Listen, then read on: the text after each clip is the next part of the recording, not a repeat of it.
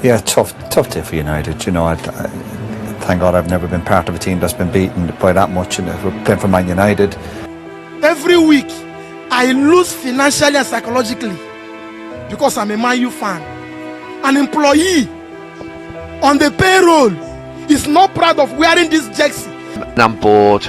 I've become tired of my own club. I don't want to do their games anymore. I don't want to watch their games anymore. And that is the saddest indictment that you can have of your football club, when you become bored of watching them, when you become tired of watching them. But I'm angry about a multitude of things. I'm angry at Ineos. I'm angry at the players.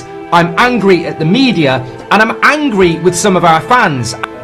Last week it was personal with Bruno Fernandes. Now 10 haram, yeah? 10 haram is personal, mate. And anyone who is 10 Hag in now, mate, come and find me. I'm in the car park now. In the late 2010s and early 2020s, Manchester United felt like a crumbling empire, haunted by the echoes of its once glorious past. The club, a cornerstone of English football with the kind of historic dominance that made rivals tremble, began to unravel, showing cracks that ran deeper than just performances on the pitch. It was a saga of misplaced priorities, clashing egos, and an identity crisis that left fans disillusioned. The downfall started at the top. After the legendary Sir Alex Ferguson retired in 2013, United's leadership floundered. Chief among the issues was a corporate mindset that prioritised profit over passion. The owners, the Glazer family, seemed more focused on commercial deals than on building a winning team. Money was pumped into high-profile transfers, but these moves often felt more like brand-building exercises than efforts to genuinely improve the squad. Players arrived with dazzling price tags and Instagram-ready personas, yet the team chemistry suffered. United's identity as a club of grit, discipline and collective spirit slowly faded. In place of that once fiery culture were whispers of a dressing room divided and disenchanted. The team's training ground, usually a fortress of unity, became a space where cliques formed and superstars clashed. Managers came and went like passing guests in a dysfunctional house. Each one tried to install their own philosophy, but none could truly connect with the squad. Players like Paul Pogba, brought back to United for a record fee, embodied this strange era. The Frenchman was world-class, yet he seemed unanchored, battling injuries and fluctuating form, while tensions simmered between him and managers. United's ethos was always about no player being bigger than the club. But here was a locker room that felt more like a collection of celebrities than a cohesive team. The managers were caught in the storm, trying to impose discipline and tactical clarity. David Moyes, Louis van Gaal, Jose Mourinho and Ole Gunnar Solskjaer each tried their hand. Moyes inherited a squad he hadn't built. Van Gaal brought a rigid system that players struggled to buy into. Mourinho's stint was explosive, clashing with players and publicly criticising their efforts. And Solskjaer, a club legend as a player, was perhaps too soft, unable to enforce the discipline required. With each new reign, the squad's direction felt like it was swaying to the whims of leadership, leaving players confused about their roles and the club's vision. Meanwhile, rivals capitalised on United's faltering standards. Manchester City, Liverpool and Chelsea turned their focus to data-driven recruitment, youth development and meticulous coaching. At United, however, marquee signings arrived almost as afterthoughts to fill a position or make a statement, often without fitting a clear, long-term plan.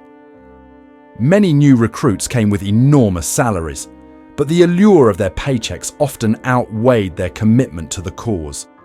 It was almost as if Manchester United had become a beautiful museum of mismatched artefacts, priceless yet incoherent.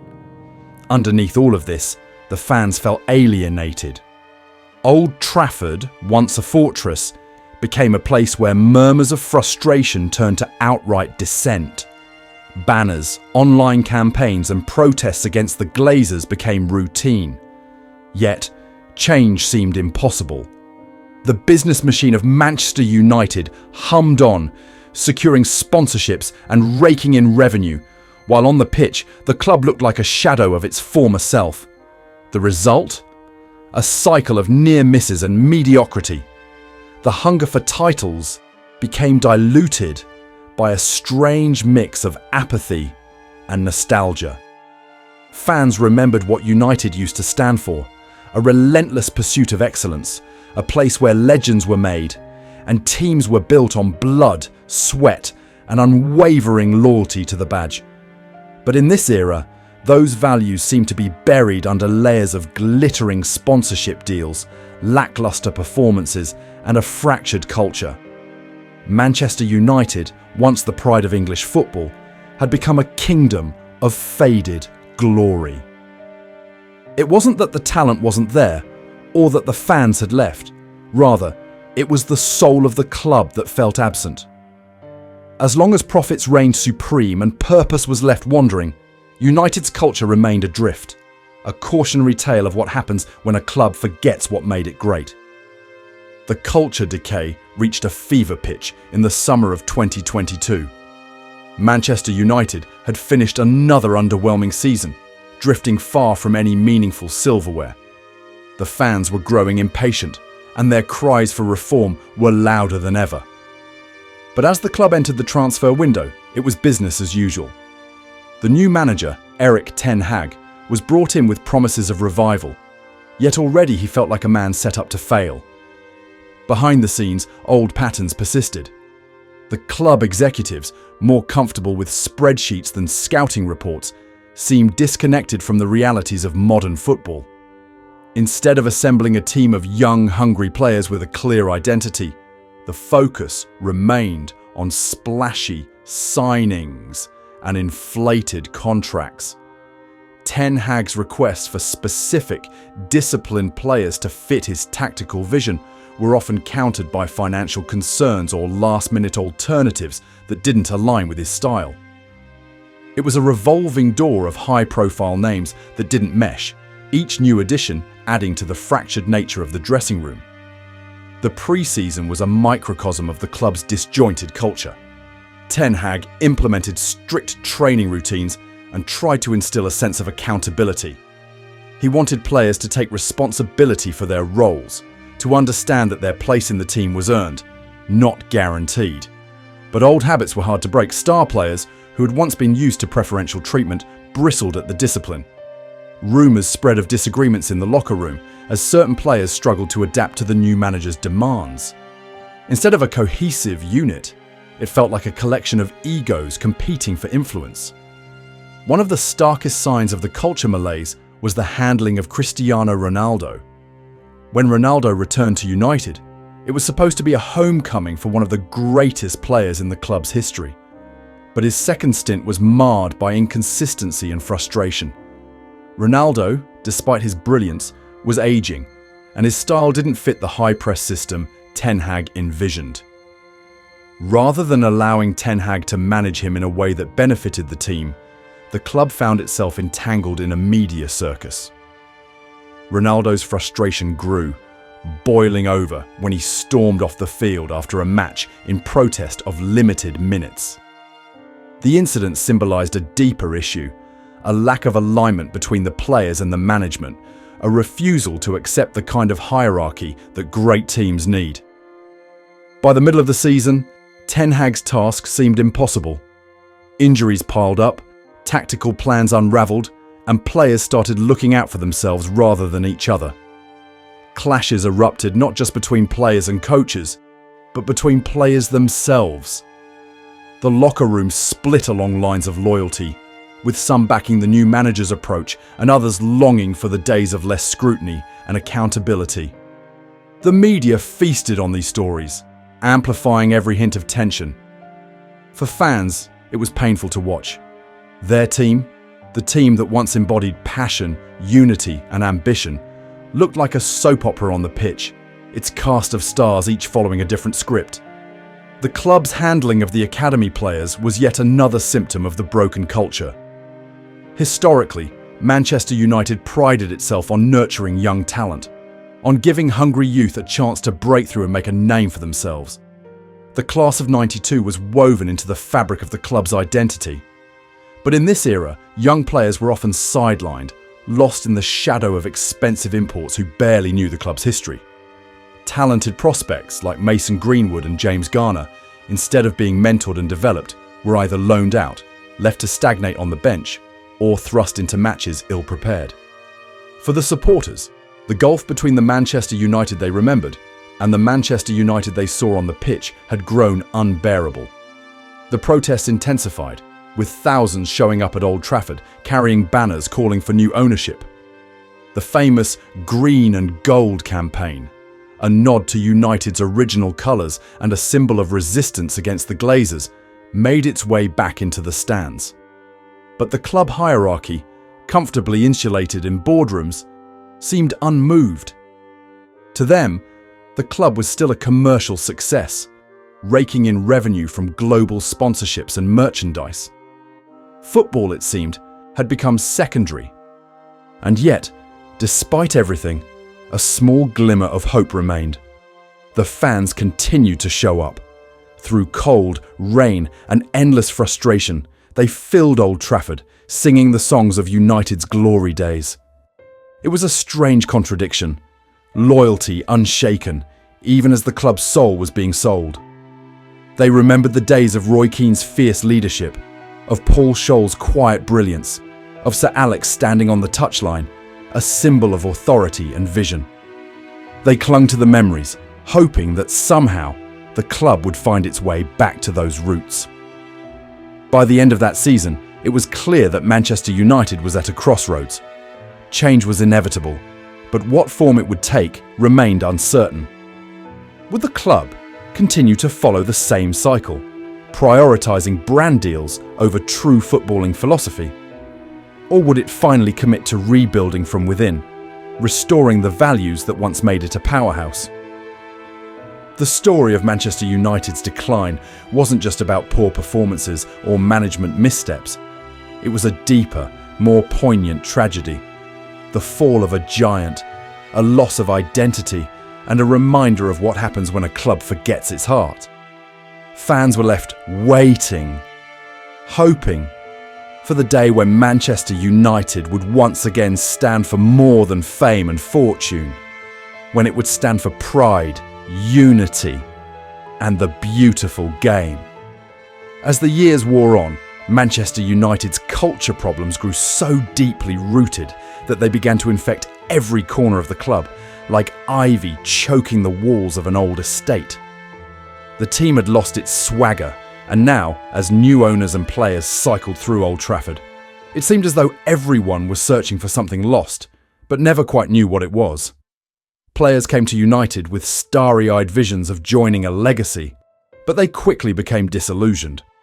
Training sessions were reportedly marked by a lack of intensity, with some players complaining that they didn't feel pushed to their limits. Former United players often remarked in interviews how training under Sir Alex was almost as tough as the matches themselves, a proving ground where everyone was expected to give their all every day. But now, stories surfaced of players taking liberties, coasting through sessions as if merely going through the motions. The fire and discipline that once marked the club's day-to-day existence were shadows of their former selves. As seasons passed, United's revolving door of managers created a patchwork of philosophies. No two regimes looked alike, which left players with little sense of direction. They trained under one set of principles only to abandon them the next season, stuck in a constant state of recalibration. One year they were playing a possession-based game, the next they were a counter-attacking side. Players struggled to know their roles. Younger recruits especially suffered from the instability, learning one way to play only to be told it was all changing 6 months later. They began to look like a squad that didn't trust each other on the pitch. Too many miscommunications, too many unforced errors. And every time the team dropped points, frustration grew, both inside the stadium and across the world. In the midst of this chaos, Old Trafford itself seemed to reflect the club's struggles. The stadium, once a mighty fortress, had begun to show signs of wear and tear, echoing the neglect felt on the pitch. Paint peeled from the walls, the roof leaked during rain, and facilities were outdated. Fans had been demanding a revamp of their beloved Theatre of Dreams, hoping it would symbolise a fresh start. But instead, the club's owners seemed uninterested in investing in the stadium, much like they were uninterested in investing in the culture of Manchester United itself. Then, there was the scouting department, a department that during the Ferguson era was renowned for its ability to unearth hidden gems, players with both talent and the mentality to thrive in the United system. But in recent years, scouting became reactive rather than proactive. Instead of searching for players who fit a cohesive vision, the club scrambled to bring in whoever was available or fashionable. They acquired players based on individual skill rather than how they would complement each other on the pitch. And without a clear identity to guide these choices, the team's style remained disjointed, constantly being redefined yet never fully formed. But the real breaking point came not in a match or a press conference, but within the walls of the Carrington training ground, where a toxic atmosphere had festered for years. Players felt they couldn't express frustrations without repercussions, and managers began to feel like scapegoats for a system that was broken from the ground up. Rumours of leaks to the press became common, with details from the locker room spilling into headlines. It became clear that loyalty within the team had fractured. Players were often more focused on self-preservation than team success, more invested in their personal brands than the crest they wore. The dysfunction spread to youth recruitment, once the lifeblood of Manchester United. The academy, which had produced legends like David Beckham, Ryan Giggs and Marcus Rashford, was now a mere shadow of its former self. Young players who had once idolised the club grew cautious, wondering if joining United would mean sacrificing their development to a culture that could no longer nurture them. Youth players who did make it to the first team often felt overwhelmed, thrown into matches with minimal support, their potential stifled by a club that seemed too distracted by marquee signings to invest in homegrown talent. The path from the academy to the first team had once been a sacred rite of passage, but now it felt like a dead-end road. And then came the clashes with the fans. A fan base that, despite everything, refused to abandon the club. For years, they endured underwhelming seasons and short-sighted management, but their patience was thinning. Protests against the Glazers intensified, with fans marching outside Old Trafford, demanding change. Yet even as the protest grew in scale, the club's ownership appeared more removed than ever. Statements were released, hollow promises were made, but meaningful action was never taken. It was as if the club's soul was slipping away, bit by bit, season after season. When new players joined, the first question fans would ask wasn't about skill, but about character. Will this player fight for the badge? Will they give everything for United? Increasingly, the answer seemed unclear. The commitment, the hunger to wear red, was diluted by the club's fractured ethos. With every pass that missed its mark, every defensive lapse, and every look of frustration from the players, fans felt that much further from the team they once revered. They could see it in the players' eyes, the lack of that once fierce pride to play for United, to fight until the final whistle. The turning point arrived in whispers rather than roars. As the club headed into yet another off-season, the question was no longer about tactics, formations, or even talent. It was about identity. Manchester United's leadership could no longer ignore the cultural crisis at hand. It wasn't just a matter of changing managers or spending more on the transfer market. The soul of Manchester United was on the line, and the world was watching to see if the club would rise to reclaim it or remain forever a monument to what once was. Only time would tell whether Manchester United could heal the wounds of its fractured legacy, rebuild its foundation, and restore the sense of unity and pride that had once made it more than just a football club, whether it could become once again a symbol of grit, passion, and a relentless drive for greatness.